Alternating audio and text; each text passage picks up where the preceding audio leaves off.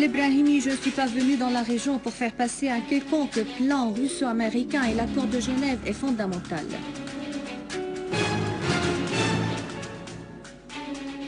Russie, aucun plan russo-américain n'existe pour régler la crise en Syrie et l'accord de Genève, incontournable.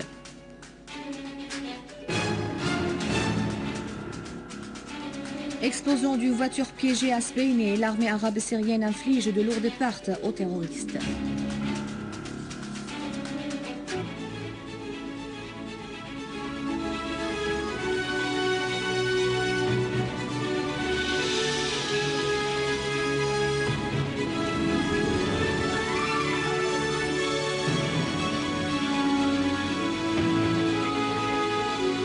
Des titres au détail, bonsoir. Monsieur Lakhdar Ebrahimi, envoyé en USAID en Syrie, a estimé que l'entente de Genève est assez équilibrée pour former la plateforme à une sortie de la crise en Syrie.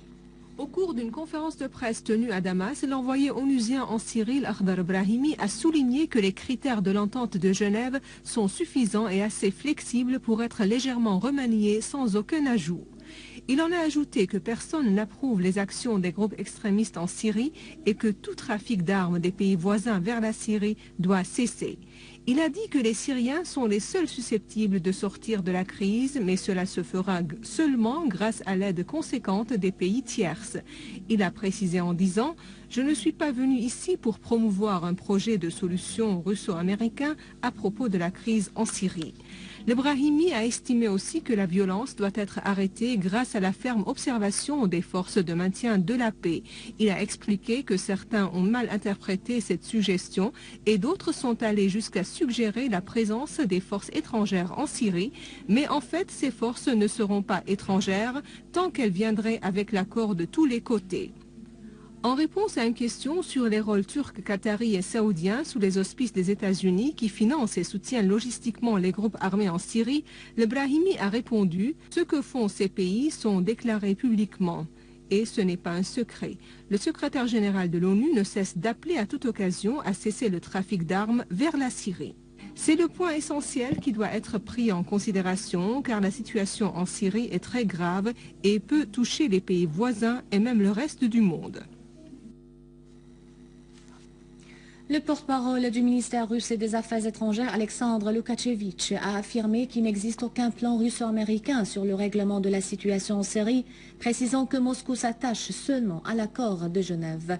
Lors d'une conférence de presse tenue aujourd'hui, Loukachevitch a aussi répondu aux rumeurs sur l'utilisation par le gouvernement syrien de l'arme chimique, soulignant que ces allégations interviennent pour préparer une éventuelle intervention militaire en Syrie et créer une psychose entre les Syriens et les ressortissants étrangers en Syrie.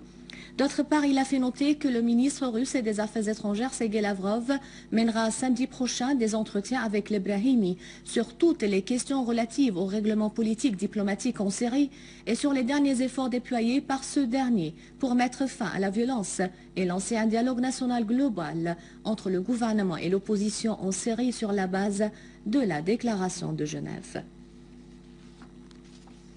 Le ministre russe de la Défense a déclaré que des unités de la marine russe spécialisées dans des opérations de lutte contre le terrorisme et qui sont à bord d'un ensemble de navires militaires russes près du littoral syrien effectueront des manœuvres sur la sûreté des navires. Le ministère souligne dans son communiqué que les marines russes effectueront un ensemble d'exercices sur la défense antiaérienne et la défense des navires et des sous-marins dans la partie est de la Méditerranée.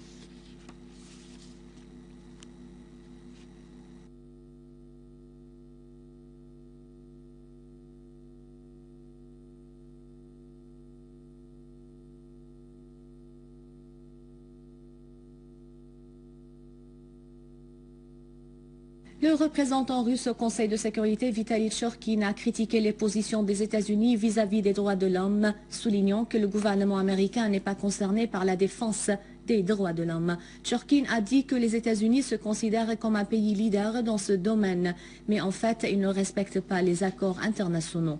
Les États-Unis ont refusé de signer 3 accords importants pour la défense des droits de l'homme et ont voté contre la création du Conseil des droits de l'homme et l'ont boycotté pendant une longue période.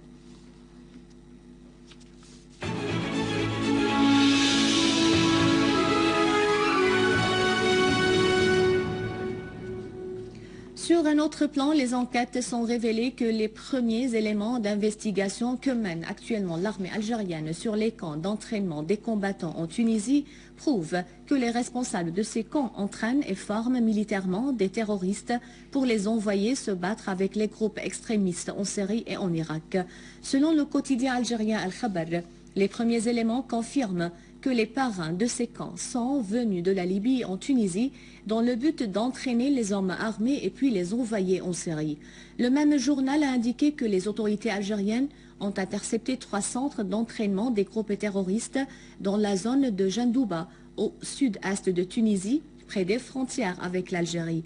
À l'issue de ces informations, le général Ahmed Boustella, chef de la gendarmerie nationale, a tenu une réunion avec les chefs des groupements de gendarmerie de la région 5 à l'est du pays pour examiner la situation et prendre des mesures susceptibles d'éviter à l'Algérie l'arrivée de ces groupes ou de l'utiliser comme passage ou transit pour aller vers les objectifs. Dans ce contexte, Al-Khabar a affirmé que l'armée algérienne a tué un terroriste d'origine libyenne appartenant à Al-Qaïda dans une opération éclair, à l'issue de laquelle 3 autres terroristes ont été arrêtés. À Sben et à Damas, ou dans la banlieue de Damas, 4 citoyens ont été tués, une dizaine d'autres ont été blessés, dont de nombreux collégiens, dans l'explosion d'une voiture piégée à 8 h du matin dans la rue Al-Nahr à l'heure de pointe. Des opérations spéciales de l'armée arabe syrienne contre les terroristes dans la région de Idlib ont fait des dizaines de pertes parmi eux. Une source militaire a précisé que l'armée a riposté à une agression terroriste contre un barrage de l'armée à Jisr el-Chourour. D'autre part, à Psonkol, 4 voitures chargées de munitions et d'armes et 2 voitures équipées de mitrailleuses ont été détruites.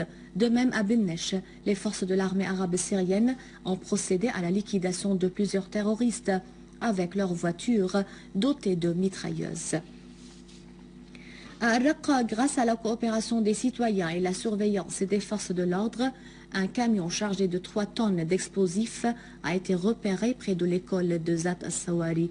Les services techniques compétents ont réussi à désamorcer ce camion piégé qui aurait provoqué un massacre dans cet endroit fréquenté.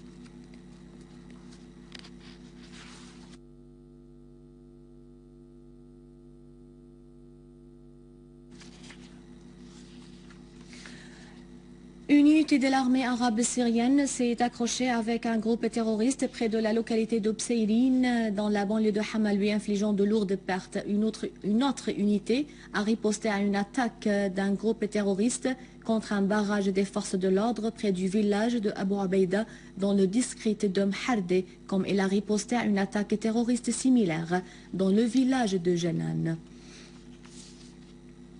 Les mesures susceptibles de faciliter et accélérer l'assurance des centres d'hébergement et d'accueil pour les familles sinistrées et déplacées de leur région à cause des actes terroristes et faire parvenir des aides humanitaires aux autres familles en dehors des centres d'accueil était le thème de la réunion périodique examinée par le Haut Comité de secours tenu aujourd'hui à Damas.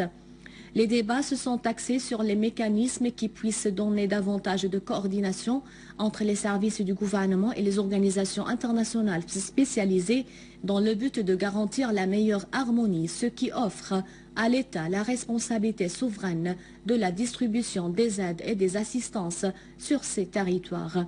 Le ministre des Affaires sociales et du Travail, Jassé Mohamed Zakaria, président de ce comité, a fait savoir que le comité est prêt à intervenir 24 heures sur 24 pour suivre de près toutes les opérations d'assistance et de prise en charge des familles sinistrées, surtout les femmes et les enfants. C'est la fin du journal. Merci de votre fidélité et pour revoir ce journal et davantage d'informations, vous pouvez suivre le site internet syriaonline.sy. Au revoir.